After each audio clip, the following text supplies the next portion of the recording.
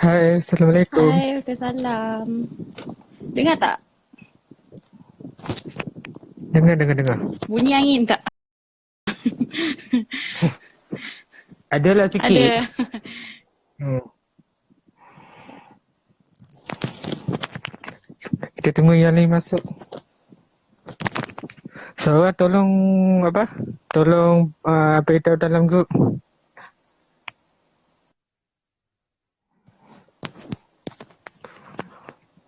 Untuk malam ni just sekejap je. Kita just untuk tambah bantu dia orang untuk buat isi sebab dia orang kena buat satu task antara poin-poin yang saya hantar tadi dalam WhatsApp tu Dah.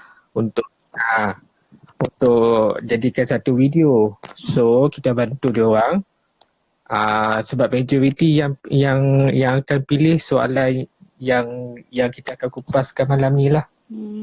Faham, faham.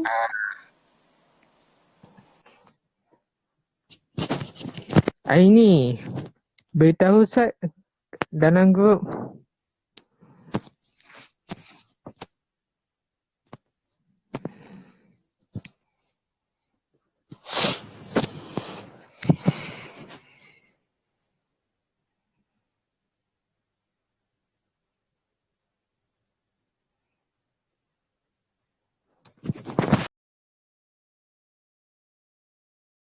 SBI tu ada penambahan.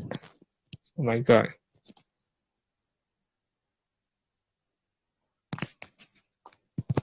Nurul Atika, boleh tak seorang beritahu dalam grup? Malam ni just santai-santai je sebab kita orang akan bantu untuk tambah sikit point sebab majoriti akan pilih soalan bahagian B tu, ciri-ciri seorang guru yang terbaik kan. Kita tunggu Medan aja.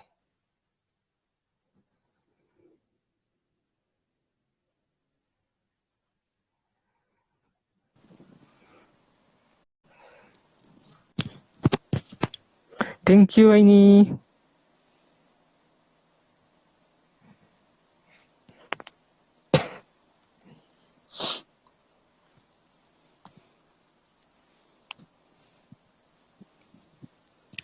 Apa yang lepas dia orang kena buat? Dia orang kena buat masa presentation Dia orang untuk yang apply UPSI ada tiga task. Tiga task tu yang ada bahagian A, bahagian B dan bahagian C. So antara tiga-tiga tu dia orang kena gabung jadikan satu video. Okey, faham. Sebab majoriti yang bahagian B tu dia orang masih blur, tak tahu poin-poin apa yang patut mereka nak letak dalam tu ke apa ke. So kita just untuk bantu dia orang lah malam ni. Ya, untuk Sekejap je. but the whole point tu dia ada bagi macam time limit ke? I mean like every each section part dia orang tu. I think ada. Rasanya ada. Cuma bahagian pengucapan awam yang saya bagi dalam WhatsApp tu, yang tu tak ni. Sebab bahagian C dia orang kena buat kenapa pilih UPSI,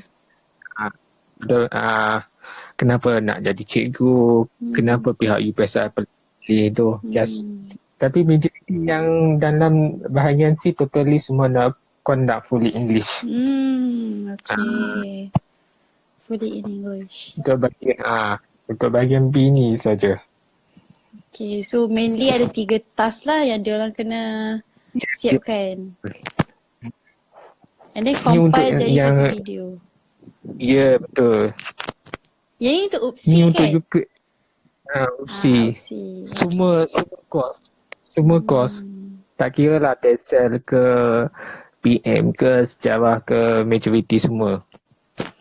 Okay, faham. By the way, untuk workshop ni ramai yang ni ramai yang nak join lah untuk English kelas kita ni. Dipersilakan. Sebab sekarang ni tengah struggle untuk siapkan bahan-bahan untuk mereka. Okay, sure cikgu. Boleh just kita teruskan tak? Okay. Sure, boleh je. Okay. Bismillahirrahmanirrahim. Assalamualaikum warahmatullahi wabarakatuh. Kepada yang live ni, terus tengok sebab kita orang akan bantu untuk tambah poin-poin yang mana kalian masih blur ataupun tidak tahulah, terutama bagi poin ciri-ciri guru yang terbaik ya, medium ya. Okey, soalan yang pertama saya nak tanya, selain apa ciri kriteria yang diperlukan untuk menjadi seorang guru yang baik? Okay, bagi pandangan medium lah. Okay, kalau macam saya fikir kalau untuk diorang lah, untuk nak bagi poin yang secara jelas, kita boleh pilih 3 lah. Maksudnya kita boleh at least lah pilih 3 jenis nilai yang perlu diterapkan dalam seorang guru tu untuk jadi guru yang cemerlang lah. Betul tak? So ya, betul.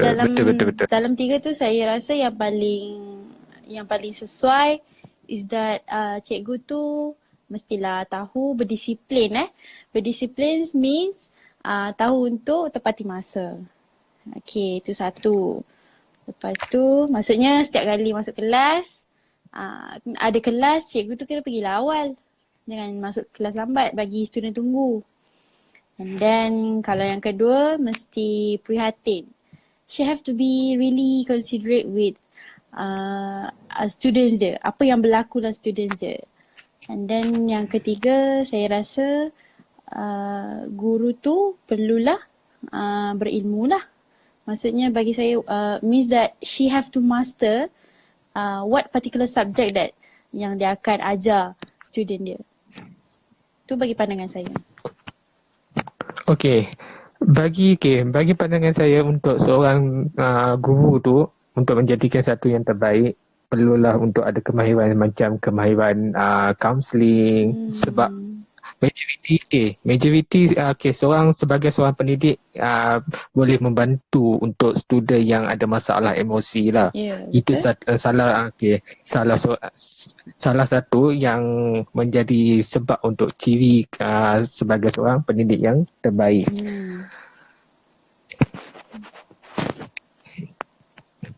Apa kriteria yang selain yang familiar yang student selalu dengar? Okey, macam seorang pendidik kena berpengetahuan yang luas dengan lepas tepati masa. Ada tak kriteria yang lain yang boleh menjadikan seorang guru tu menjadi yang terbaik?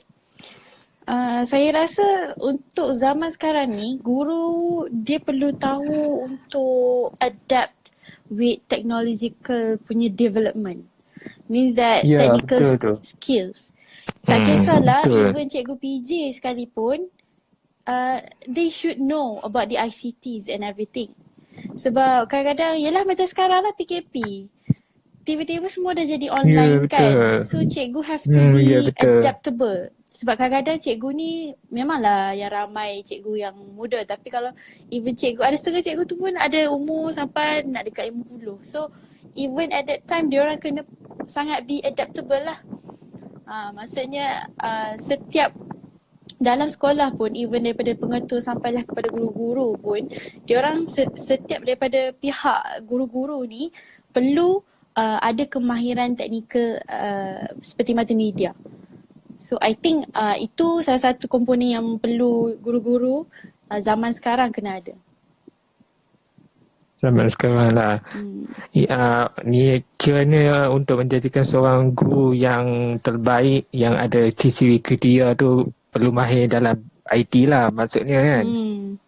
Diorang perlu tingkatkan kemahiran teknologi untuk menggunakan, sebab kita nak berinteraksi dengan student kita zaman sekarang ni untuk tarik perhatian diorang, bukan just sekadar kita pakai teknik pembelajaran yang biasa-biasa, yang tradisional. So pengaplikasian kemahiran teknikal ni kita boleh pakai dalam diri guru tu supaya dia interaktif and collaborative bersama students. Means kalau I see. dia orang boleh menggunakan technical skills tu to make sure an effective learning boleh disampaikan kepada students. Oh, I see. Faham maksudnya. Okay. Selain daripada poin-poin yang familiar yang selalu kita dengar macam ni, ada lagi tak yang Madam boleh tambah lah? Sebab sebab saya tengok apa majoriti ramai yang pilih seperti itu ke apa ke. Oh, okay. Macam mana saya nak cakap? Contoh saya bagi macam seorang guru kekemasan diri, keterampilan yang emas. Adakah itu satu faktor yang boleh menjadi penolong kepada seorang guru ataupun pendidik yang terbaik bagi pandangan Madam lah? Bagi saya kekemasan diri itu memang adalah satu kewajipan bagi setiap guru untuk as a one part of being a teacher. Kemas tu perlu sebab kita perlu give the best appearance untuk students kita. Dan kalau nak cakap kemahiran yang luar tu, I think maybe mungkin it would be better kalau dia multitask tau cikgu tu. Multitasking. But then macam cikgu cakap tadi, this kind of cliche punya kemahiran untuk guru, bagi saya memang perlu ada dan dia perlu kekal relevan tau cikgu. So means that kalau kita nak cakap another kind of kemahiran, I think macam kita cakap tadi lah, like kemahiran technical and everything, it should be considered as the skills that even though it's cliche but it has to be considered to be as guru perlu ada. Dan benda tu relevant. Dan kalau kita nak cakap kemahiran yang more than that, it means that I think kena datang daripada jati diri guru tu sendirilah kot. Ya, betul. Saya setuju dengan poin ni. Jati diri perlu diterapkan sebagai Kalau saya katakan seorang pendidik tu perlu ada sifat penyayang, adakah ia mempengaruhi kepada sebagai seorang pendidik yang terbaik bagi pandangan Madam lah? Okay, for me personally lah, saya rasa itu akan sifat penyayang ni is like one of the major things yang cikgu-cikgu akan ada. Even though dia tegas, sebab you know when it comes to mengajar, you akan deal with students kan. And then you have to live with the students almost like kalau you ajar form 4 mungkin sampai ke form 5 you akan ajar. So means that you have bonded for 2 years. So takkan perasaan sayang tu tak timbul. And then dan mustahil bagi saya kalau cikgu tu tak sayang anak murid dia tak akan mengajar. I mean dia kena kenal dan dia kena ada rasa sayang anak murid dia, so then dia akan ikhlas tau untuk mengajar anak murid dia. So itulah yang saya fikir. Oh, betul. Bagi saya pun inilah keikhlasan tu penting sebab sebagai seorang pendidik lah. Jika kadang-kadang untuk kita memahami situasi murid tu. Betul tak cikgu? Ya, betul. Dan kita perlu memanglah tugas kita untuk mendidik dan untuk mengajar. Dan memang kita ada waktu tak sampai berapa jam. I mean like daripada pukul 8 pagi sampai pukul 2 petang, itu je waktu kita tempoh kita mengajar. Betul tak? Tak tambah lagi dengan kelas tambahan semua tu. Walaupun tempoh tu sangat singkat, but cara pembawakan guru tu dia mesti menyeluruh lah.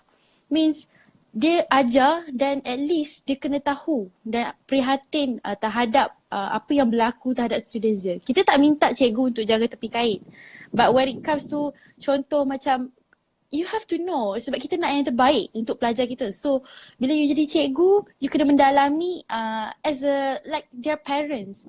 You adalah parents yang ada ilmu pengetahuan yang you nak ajar anak-anak you. So itulah guru. So means that you have to be really care and observant about your students. Ya, betul tu.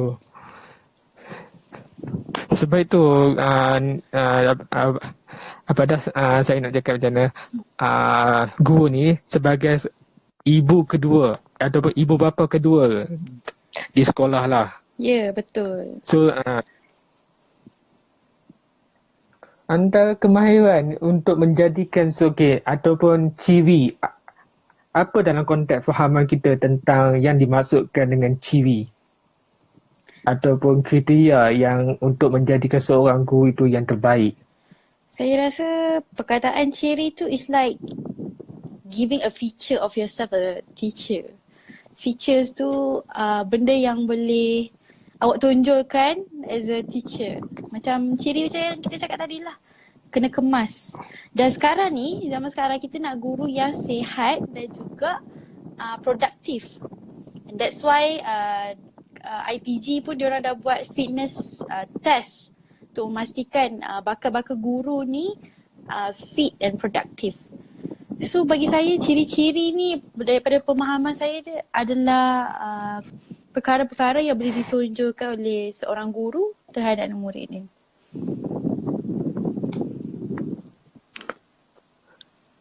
Kalau kalau saya katakan bagi seorang pendidik ni, contoh something like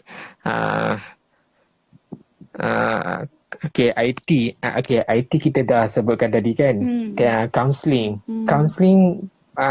Counselling. Satu lagi untuk psikologi. Adakah kita boleh kaitkan antara ciri untuk menjadi seorang pendidik yang terbaik? Bagi pandangan medium lah, terutama seorang guru tu perlu mahir psikologi pembelajaran. Apa dalam konteks fahaman medium tentang psikologi yang perlu diterapkan untuk jadi seorang guru yang terbaik? Faham tak maksud saya? Faham. Macam saya dekat Universiti Malaya, salah satu subjek wajib teras fakulti pendidikan adalah psikologi dalam pendidikan.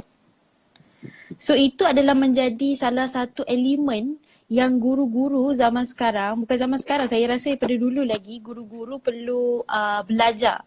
Sebab pembelajaran mengenai psikologi antara hubungan guru dan anak murid dalam kelas, I think it was the most crucial things that needs to be learned by a teacher. Dia kena tahu psychological changes yang berlaku and condition yang berlaku antara waktu proses pembelajaran dia. I mean, kalau you nak tengok psychological features, contoh kalau macam kita belajar, kalau orang tu tak selesa, macam mana reaction dia? How do they react? Macam mana appearance dia orang? Itu adalah komponen-komponen psikologi. So kalau kita belajar psikologi, kita akan ada extra point untuk kita mengenal anak murid kita tu sendiri. Means bila kita ada complete, bila kita belajar psikologi, guru dia akan jadi more dependable, and then dia boleh, sebab dia boleh, bila belajar psikologi, kita tahu untuk cara untuk nasihat orang juga. Kita tahu untuk mendalami apa yang orang tu rasa juga. So if you happen as a teacher to learn psychology, then you are able to control your students. Control means that dia tahu apa yang berlaku at this particular time. Okay, ni macam-macam ni. Dia tahu the psychological changes that happens in the class. Ya, betul tu. Antara contoh lah, antara teori dalam psikologi macam cognitive behaviorism. Tokoh-tokoh yang familiar dalam psikologi macam Bandura, Skinner. Itu memang perlu teruskan. Teori Skinner dia macam mana, sebab mungkin pelajar-pelajar dia orang tak tahu lagi lah kalau dia orang pernah belajar. Tapi teori Skinner ni sangat banyak digunakan dalam pendidikan. So means that if they happen to belajar pasal psikologi ni, dia orang akan tahu banyak sangat komponen yang setiap guru ni perlu be aware of. Teori-teori ni. So bagi saya, kalau untuk nak menjadikan guru tu yang terbaik, it has to be more dependable and more knowledgeable using the psychological teaching, kind of teaching. Okay, good point. Okay, boleh kita open soalan kepada yang tengah online ni. Sebab masa pun tak berapa nak ni. Yang ni ada apa-apa soalan untuk kepasan ciri guru yang terbaik? Ada tak penambahan selain yang kita sebutkan tadi tu? Ada tak yang Madam nak tambah sedikit lah? Macam tadi cikgu cakap pasal kemahiran untuk beri counselling. Untuk yang belajar counselling tu is a bonus point lah. Sebab dia orang dah master pasal counselling ni kan. Tapi it is better bila you jadi seorang guru, you have that kind of ability untuk bagi counsel untuk students you. Sebab kadang-kadang ni student ni dia tak ada tempat tau dia orang nak mengadu. So it is a very bonus point kalau you are able untuk bagi nasihat dekat orang secara dengan ilmu yang betul lah. Means that your anak murid boleh rujuk dekat you untuk bagi nasihat ataupun dorongan ataupun sokongan. Sebab kadang-kadang macam kalau tak silap saya hari tu waktu PKP ada isu yang mana students yang kadang-kadang ada yang pergi sekolah sebab dia orang tak nak duduk kat rumah sebab always ada penderaan fizikal daripada mak ayah and something like that. So mental problem pun salah satu isu. Zaman sekarang pula ramai students yang mental problem sih memang general lah tapi selalu memang daripada kalangan students tu agak tinggi. So kalau if it's possible you have that kind of ability to counsel your student is better. You tak boleh mengharapkan counselor sekolah saja sebab kadang-kadang diorang lebih percayakan guru subjek ataupun guru kelas daripada nak pergi ke guru counselling. Betul sebab kadang cikgu yang mengajar kita pun diorang akan faham situasi kita macam mana, tingkah laku kita, attitude kita. Seperti dalam teori Bandura sebagai salah satu teori nilai peniruan yang mampu untuk kita terapkan dalam nilai sistem pendidikan masa kini. Dan lagi satu, saya fikir lagipun students, dia dengan guru kelas dan guru subjek dia lagi bonded sebab memang dia orang akan jumpa hari-hari. Kalau guru counselling belum tentu dia akan jumpa hari-hari. Unless kalau guru counselling tu dia mengajar subjek. Tapi selalu tak ada pun guru subjek. Just kalau nak ganti tu pun in case dia ganti kan. So major point lah. I think major point mungkin boleh kalau guru tu able to give counselling and then able to learn psychological things that happens between teacher and student. Dua tu sangat penting. Sebab kita nak mengenal student kita kan. Tak tambah lagi dengan kaedah pengajaran and also teknik untuk awak mengajar. So tu adalah komponen yang penting lah yang saya rasa sebagai point untuk jadi guru yang terbaik. Okay.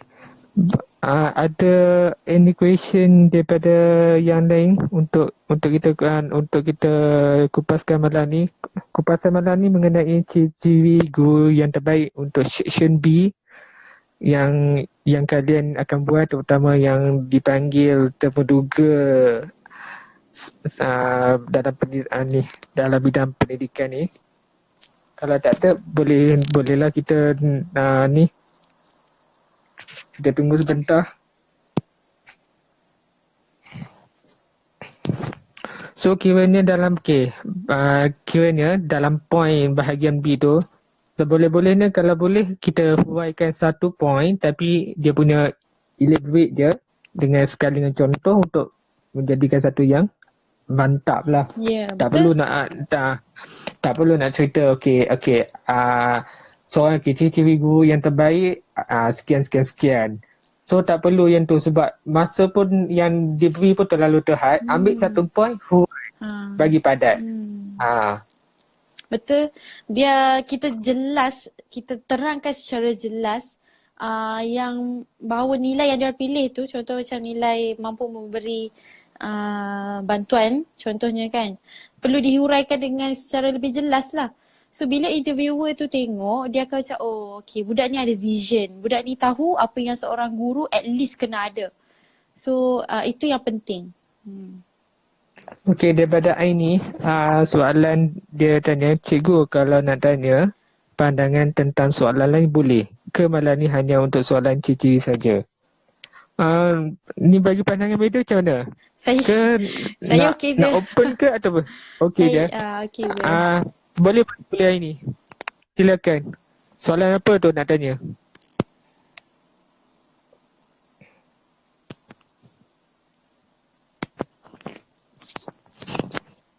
Tapi kalau saya tengok apa daripada soalan-soalan yang cikgu dah WhatsApp kat saya tadi, dia punya konteks tu sama. Dia lebih kurang.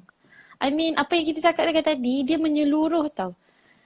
So bagi saya, pengaplikasian terhadap nilai-nilai ni boleh digunakan tu dalam setiap point lah. Tapi kena rujuk balik soalan tu. Tapi daripada apa yang saya baca, memang kalau nak diikutkan, boleh bagi point yang lebih kurang. Lebih kurang sama lah kan? Yeah. Okey, soalan daripada Aini, dia kata kaedah yang digunakan oleh guru dalam situasi PKP. Okey, soalan yang saya ada bagi contoh jawapan dalam grup di mana dalam situasi PKP sekarang ni, majoriti agak sukar untuk seorang pendidik untuk datang ke sekolah mengajar seperti normal balik lah. Biasanya, normally akan conduct kelas secara online. Contoh, macam buat kelas melalui Webex, Google Meet, Zoom, any app lah. Lepas tu, ada tak selain kita boleh kaitkan dengan MCO sekarang ni, apa yang tindakan seorang guru yang boleh lakukan selain conduct kelas secara online? Pandangan Mida? Okey. Okey, macam mana?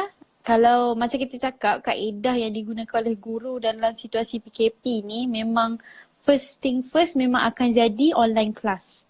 Sebab melalui medium online ni adalah satu medium yang paling senang untuk guru-guru approach students dia. Okay, tapi kalau nak dikatakan dengan kaedah lain, it is based on the teacher's effort. Kalau cikgu perasan, ada seorang cikgu waktu dalam PKP tu, dia pergi setiap rumah anak murid dia akan bagi material learning untuk students dia. Maksudnya dia pergi ke setiap rumah students dia tu, dia bawa material pembelajaran tu, dia bagi dekat anak-anak murid dia. Itu adalah pengorbanan yang kadang-kadang kalau guru tu betul-betul dia nak approach students dia dan dia tahu. Maksudnya, you kena kenal students you. Dan kalau you yakin 30 orang dalam kelas tu boleh buat online kelas, tak apa. Misal kata kalau dalam 30, 20 tu tak ada laptop, tak ada internet, so macam mana you nak approach? Still kena guna use your effort as a teacher. Dan saya percaya kalau second option memang kena ikut daripada cara macam tu lah. Any option ada tak selain yang boleh seorang pendidik untuk lakukan terutama dalam nilai situasi PKP ni? Dan saya rasa mungkin cara yang lain mungkin kalau betul lah students tu tak di-equipkan kan, teacher boleh try approach parents. Keep up with the parents. Methods dia is like through call macam tu. Ataupun kalau parents tu ada untuk online class, then minta tolong diorang juga untuk bagi tahu kat student diorang pasal kelas and everything. Tapi the most major thing that orang akan buat adalah online learning. So kalau dia tanya apakah kaedah yang terbaik adalah kaedah daripada segi online lah. Macam kalau yang saya macam kalau saya cerita tadi, itu kalau in case benda tu special case. Tapi tu nak menunjukkan pengorbanan cikgu yang diorang sanggup buat. Even though dia tahu benda tu tak perlu pun sebab dia boleh je buat online. That's why lah. Ada satu isu yang saya terbaca di mana seorang guru ni memberi kerja rumah terlalu banyak kepada anak-anak murid dia. Lepas tu parent marah pula guru tu sebab bagi kerja sekolah. Pandangan Medan sendiri secara relevan lah, secara relevan lah, patut tak situasi itu berlaku? Saya rasa macam tak patut lah. Sebagai seorang cikgu tugasnya untuk mendidik dan nilah membentuk.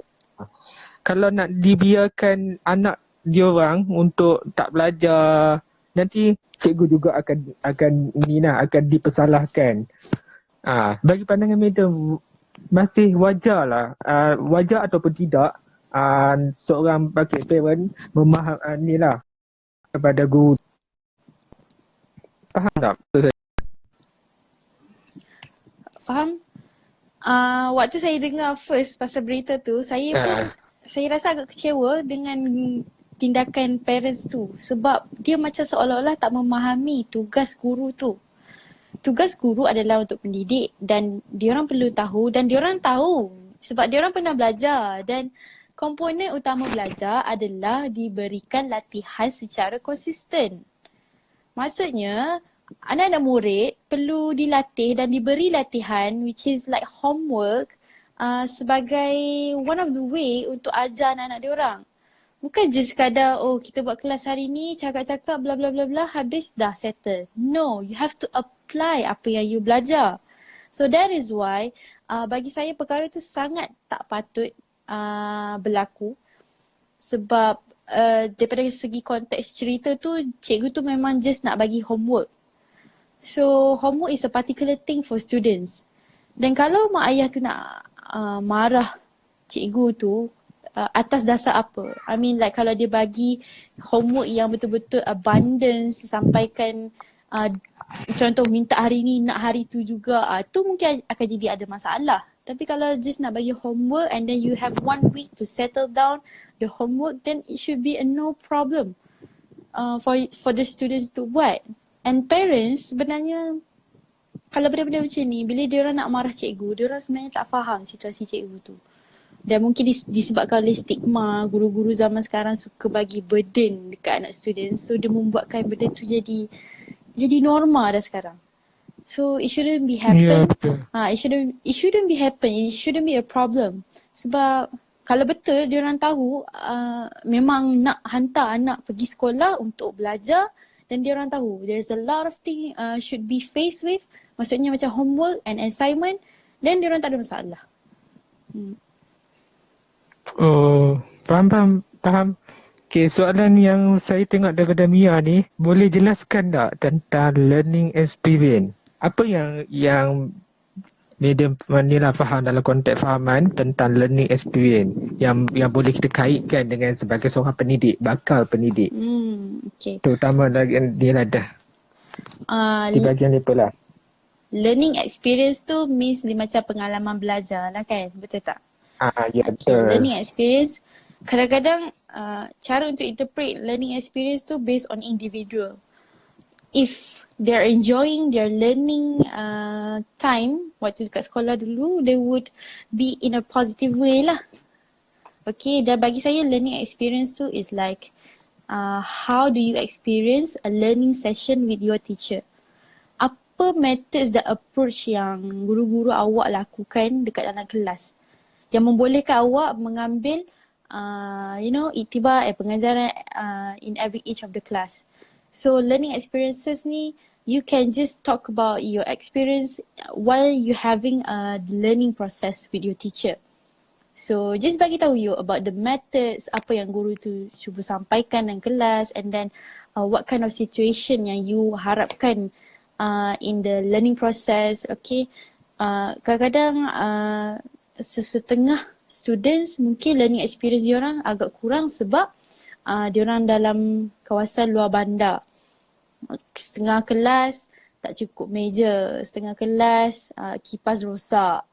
Benda tu one of the learning experience juga. And also bukan sekadar daripada guru, situasi kelas, suasana kelas yang kondusif ke tak, and also surrounding of the school itself, okay ke tak, macam tu lah. Okay. Boleh tak kalau saya kaitkan jika someone individual mengajar rakan untuk kita jadikan sebagai learning experience? Yeah, sure. Saya rasa learning process in a particular classroom, not just berdasarkan interaction between you and the teacher. Dia boleh jadi antara kawan-kawan juga. Or maybe dengan, even kalau guru bukan yang mengajar kelas je pun kadang-kadang boleh jadi juga. So means it is like open jugalah untuk learning experience. So you can learn from your friends or maybe from your teacher. Okay, soalan daripada Aina. Learning experience tu kena cerita dari sekolah rendah ke? Pandangan medium lah. Bagi saya kalau dalam konteks nak masuk UPSI, you guys are applying for degree kan. So it is better for you to talk about your waktu kelas sekolah menengah.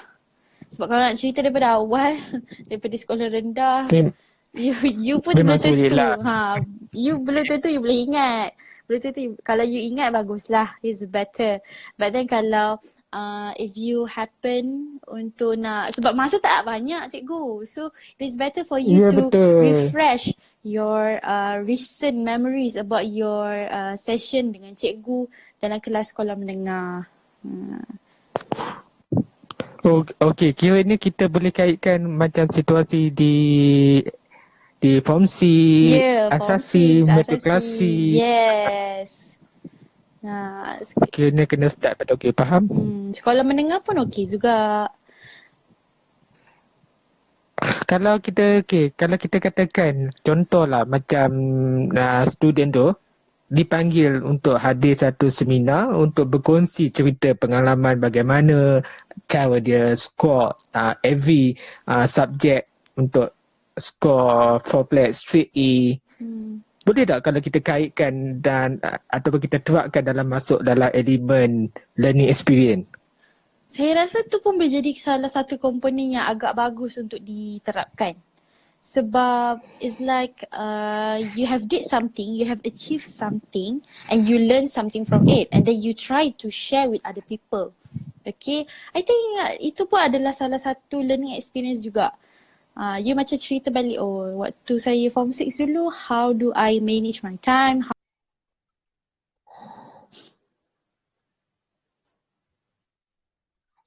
Tu pun boleh consider as a learning experience. Ada contoh lain tak yang selain yang kita sebutkan tadi tu untuk kita jadikan sebagai learning experience supaya pelajar boleh tambah lagi lah poin-poin yang wow, katakan wow lah untuk kita bantu pelajar. Okay. Bagi medium lah. Kejap, soalan dia tadi pasal apa tadi? Kejap, saya nak tengok. Learning experience. Learning experience tu waktu PKP pun kita boleh cakap kan? Betul tak? Ya, betul-betul. So macam situasi pembelajaran yes. Macam normally lain berbeza dengan situasi di sekolah. Kena amalkan jarak 1 meter pun kita boleh jadikan ni kan. Something like new ni lah yang boleh kita masukkan dalam point kupasan malam ni. Saya rasa kalau diorang ada mengalami online learning, mungkin diorang boleh ambil kot, saya rasa. Diorang ada alami. Betul tu. Kalau diorang ada experience of that kind of online learning, pun boleh juga. Lagi satu, saya rasa kalau pasal learning experience also, they can try to include diorang punya pengalaman pembelajaran, contohnya if they go through with outbound programs. Kalau diorang pernah join pergi ke luar negara pun boleh. Kalau pernah buat exchange students also, it will be good lah. Yelah, terutama ni lah bagi lepasan diploma ataupun dari asasi pun yang banyak ataupun di matrikulasi. Kalau if you happen to join any kind of program ataupun conference yang it gives you a learning experience, then benda tu pun boleh I think it's better for you to letak dalam tu juga. Okay, good point.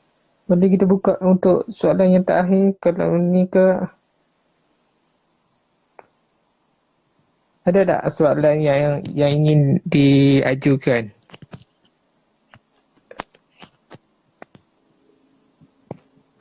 Ke Madam lepas ni ada kerja lain ke nak buat? Tak, lepas ni Madam ada kerja lain ke nak buat? Ataupun dah mengantuk ke apa ke? Tak adalah. Mengantuk. Tak adalah. Tak adalah. Okey, soalan yang terakhir yang saya WhatsApp tadi tu ada menyatakan untuk perlu wujudkan ruh pendidik, apa yang dipahamkan tentang untuk kita wujudkan sebagai satu ruh dalam diri seorang pendidik tu.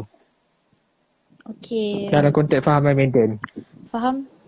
For me, kalau dia, sebab bahasa dia tu agak tinggi. I think kalau students baca pun dia akan macam, wow, roh guru, roh pendidik. So dia akan macam, apalah aku nak mengarut ni kan. Tapi konteks dia sangat, it's very general. Dia sebenarnya dia macam nak menggambarkan the personality of the guru itself. Maksudnya personality ataupun jiwa yes, pendidik. Jiwa pendidik yang dia orang boleh terapkan.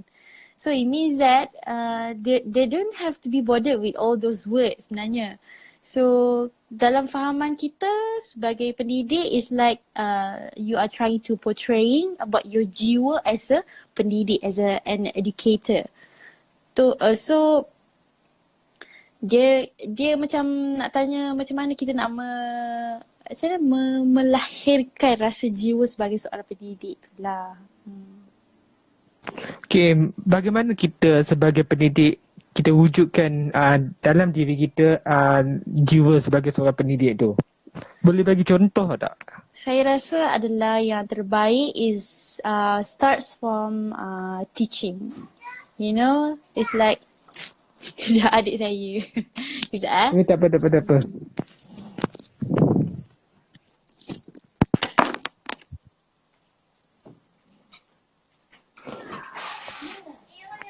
Aina, bahagian situ kan 2 minit 4 soalan tu kena selesai semua dalam masa 2 minit. Okey, ya Aina. Kena jawab semua soalan dalam masa 2 minit kat mana tadi? yang diberi. Sekejap. Okey, Madam, kita soalan tadi saya kata bagaimana sebagai seorang pendidik kita perlu wujudkan jiwa dalam diri. Contoh selain macam penyayang, sifat penyayang, terapkan nilai sifat penyayang, satu like that yang familiar. Ada tak ini sampel contoh yang boleh kita jadikan? Faham tak? Oh okey, macam saya cakap tadi lah, dia kalau nak melahirkan jiwa sebagai seorang pendidik, dia kena tahu apa yang pendidik perlukan. So means that first thing first, you kena ada kemahiran untuk mendidik. Kemahiran untuk mendidik itu adalah melalui cara you nak berkomunikasi. So means that you as a teacher, you know how to deliver information very clearly. The student menyatakan dengan melahirkan roh sebagai seorang guru adalah melalui cara berkomunikasi yang efektif sebagai seorang guru. So and then kita boleh cakap untuk melahirkan dan cikgu, I think diorang perlu ada satu nilai yang mana diorang be aware of current education system. Means cikgu tu kena ada kesedaran mengenai any kind of changes ataupun perubahan yang berlaku dalam sistem pendidikan dalam negara kita sendiri. So macam kemarin ke hari ni, kalau tak salah saya, diorang dah start sekolah kan. So means that ya, betul. Means that diorang kena tahu hal isu semasa mengenai apa yang berlaku dalam education system kita. Kalau kita nak melahirkan jiwa sebagai seorang guru, so we have to think like if we are a guru, kita nak mengajar orang, apa yang kita perlukan. So bagi saya salah satu dia ada kemahiran berkomunikasi. And then jadi sangat prihatin mengenai situasi semasa, dan kita boleh tambahlah macam isi tadi, kena ada sifat penyayang untuk menyayangi students, and then kena ada kemahiran teknikal untuk membantu proses pembelajaran, something like that. Ada any question yang ingin ditambah?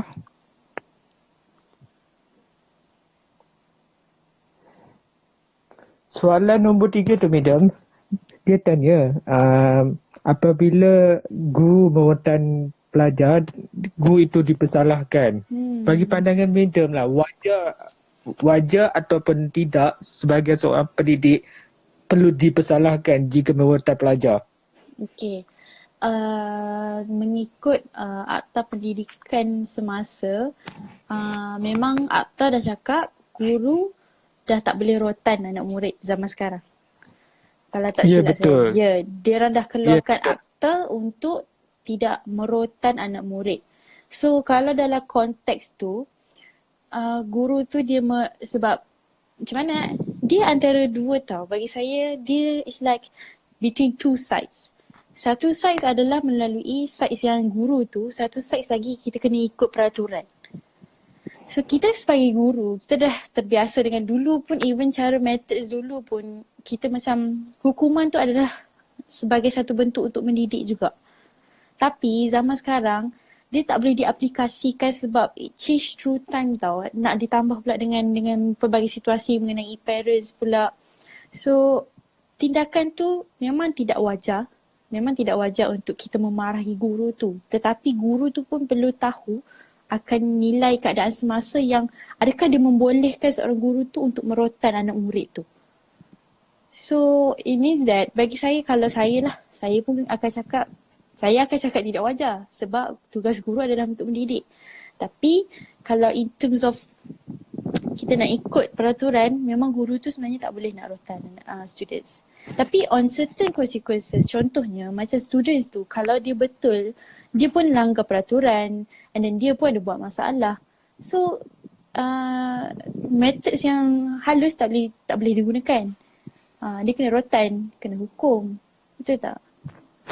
Betul, sebab rotan ni salah satu kaedah yang terakhir untuk kita mendidik sebagai sebagai seorang pendidik lah. Ya. Kalau makin lama, kalau kita biarkan pelajar makin melampau, biadab. Ya. Sebab ada timbulkan isu pelajar ni bergaduh dengan guru, maki cikgu. Ya, betul. Student zaman sekarang, diorang sangat ekspresif. Diorang sangat ekspresif dalam menyampaikan emosi diorang tau. Macam melalui pengalaman saya dulu waktu saya form 6 pun, diorang tak takut kalau diorang dihukum di atas pentas waktu perhimpunan. Dan diorang sanggup untuk pergi dekat kereta cikgu yang buat hukuman dekat diorang pagi tadi, diorang pergi calakan satu kereta cikgu tu. So it means that student zaman sekarang ni diorang macam tak kisah tau. Diorang macam tak kisah, bagi hukuman pun I can do more. I can repay you more than that. So sebab itulah apa yang penting sebagai pendidik tu, kita kena faham akan students kita. So kalau rotan tu as the last option, and then memang guru patut buat lah. Bagi situasi yang tadi, soalan tadi dia kata guru dipersalahkan kerana merotan. Memang bagi saya memang tak wajar lah. Kalau wajar tu memang something like wrong, mental problem lah. Tapi bagi saya memang tak wajar lah untuk salahkan cikgu. Betul. Kalau daripada ini, dia kata kalau kita cakap guru kena guna cara psikologi, boleh tak? Miss bagi nasihat dulu kat pelajar yang buat silap, tanya masalah dia. Boleh tak? Ya. Sebab tu kita cakap rotan tu adalah sebagai alternatif yang terakhir yang kita boleh bagi dekat students kita. Sebab zaman sekarang kita kena ikut flow. Sebab macam tadi cikgu cakap, we have to do smooth approach first. Maksudnya kita buat approach yang sangat simple, maksudnya macam bagi nasihat dulu. Tanya masalah dia. Kita kena tahu, okay, apa masalah dia ni. Kalau kita boleh figure out and kita boleh tolong students tu setakat mana yang kita boleh tolong, it's good. Tapi bila kita dah tolong, benda tu pun still ongoing, and then behaviorism dia pun still sama, dan kita pun dah go through a lot of things that we are trying to macam tarik dia, okay belajarlah, tapi dia still rebel. And then the last option is that kita kena rotan lah. Kadang-kadang bila bagi hukuman ni, orang fikir, oh cikgu tu ganas, cikgu ni macam ni, cikgu ni macam ni. No, it's just a point of bagi you realize balik, oh aku kena rotan hari ni. Students pun dia kena, student zaman sekarang dia macam dah terlalu, oh kena swap. Itu beza zaman dulu dengan zaman sekarang. Because we are being eased by the technologies tau. Dia dah terlalu biasa dengan benda-benda macam ni. So, kalau macam kita nak cakap, guna cara psychological things, it is better. Try dulu. Sebab itulah wujudnya pengurutan tujuan untuk mendidik, bukan untuk mendera. Betul tak, madam? Ya, betul. Bukan untuk mendera. Saya pun dah tak ingat dah berapa kali saya kena rotan. Sebab benda tu is like, even zaman dulu pun, yelah kita tak boleh lah nak banding zaman sekarang dengan zaman dulu kan. Tapi kita nak tunjukkan situasi betapa lainnya dan betapa it happens like it becomes like a major changes in our education system. Sangat berubah. Dulu cikgu yang mempengaruhi murid, tapi sekarang murid yang mempengaruhi cikgu.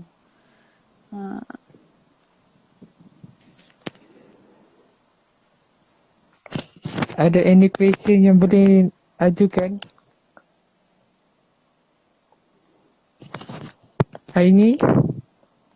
Where are you?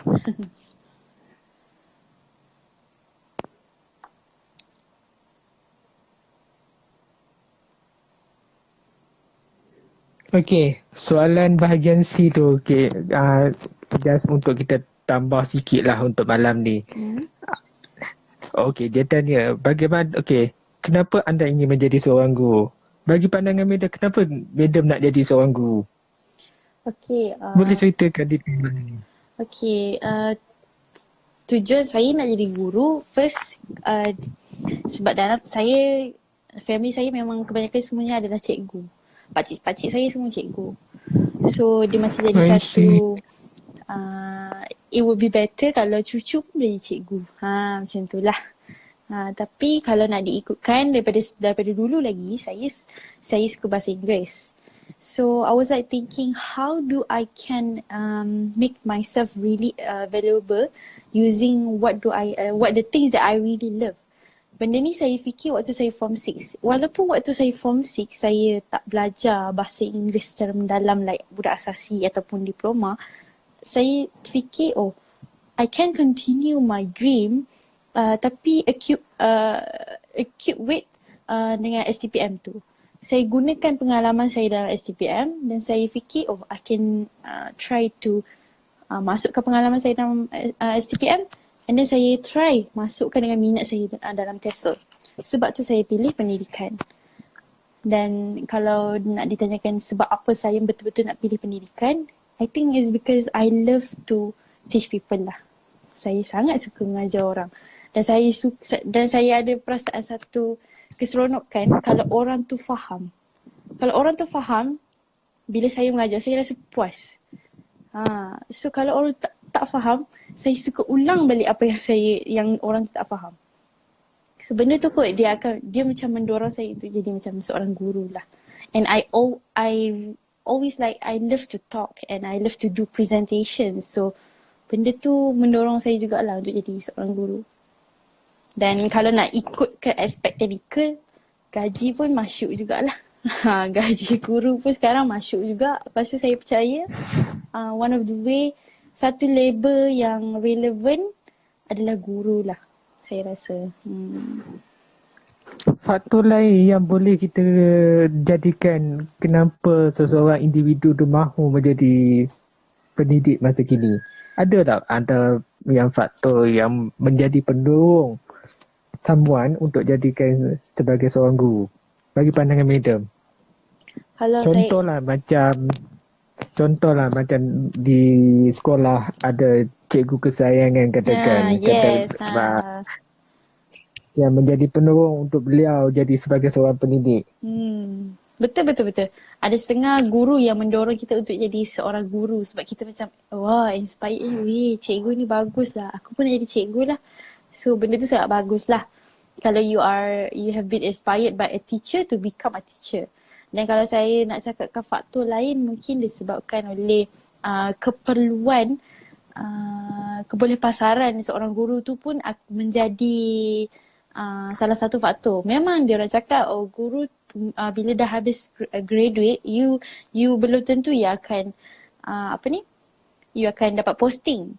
Tapi setengah students fikir guru dia akan jadi like one of the sebab line guru ni means that field of education ni adalah salah satu sektor yang major dalam negara kita ni tau. So mestilah tenaga kerja seorang guru tu diperlukan sentiasa untuk rolling. So saya rasa mungkin salah satu faktor tu adalah tahap kebolehpasaran untuk menjadi guru tu agak tinggi. So tu pun boleh jadi salah satu faktor juga. Okey, saya tertarik dengan soalan ni madam. Dia tanya, tapi ada juga pelajar yang sensitif dengan tingkah laku atau sikap guru tersebut. Dia terbawa-bawa pelajar tu buat pelajar itu sendiri tidak suka pada guru. Bagi pandangan madam lah. Okay, saya faham. Okay, this maksudnya kadang-kadang kita ada juga dealing with kind of teacher yang bila masuk kelas je kita rasa macam a sense of kita tak suka sangat kat cikgu tu. Betul tak? Kita akan rasa macam kelas dia lagi ni kan. But in terms of kalau kita tengok sebab tu lah kita bincangkan tadi. Kena ada perlunya sikap yang betul dan sikap yang diperlukan oleh seorang guru dalam memastikan untuk memberi pembelajaran yang terbaik untuk pelajar. So bila pelajar selesa dengan guru tu dan guru pun selesa dengan anak murid, so proses pembelajaran tu akan jadi lancar lah. Tapi kalau guru selalu terbawa-bawa emosi, suka tengking, bukan tak boleh tengking. Okay, you kena fikir, okay, you guru, you nak tarik attractions of your students, macam mana you nak approach. Dan waktu tu dah kita cakap penting untuk tahu students kita, macam dia cakap kat sini, pelajar yang sensitif. Pelajar yang aware dan peka terhadap karakteristik guru tu. So, takkan guru tak perasan yang students ni tak suka dia. So, she or he, seorang guru tu sepatutnya able to do appearance yang terbaik untuk students dia. Ada any question nak tambah malam ni?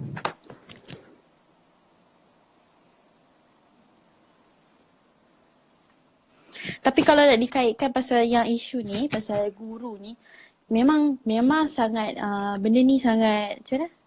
Sangat common lah. Kita pun kadang-kadang saya pun pernah ada rasa macam kenapalah nak kena masuk kelas cikgu ni. Kenapalah. Tapi sebabkan kita nak belajar dan kita tahu tak ada cikgu lain yang boleh nak ajar kita selain daripada cikgu tu. So kalau saya sebagai seorang student, selagi saya boleh tahan, saya akan tahan. Kalau kita tak tahan, kita boleh terus. Kalau kita tak tahan, it means that kalau kita tak selesa dengan guru tu, kita boleh rujuk tau dengan counselling ataupun dengan penolong kanan, HCP. Kita boleh bagi tahu dekat dia orang, saya sebenarnya tak selesa dengan guru ni. Students, macam dulu saya waktu saya MRSM, dia orang sangat galakkan students pergi dekat bilik HCP ni bagi tahu if anything's wrong comes with the teacher.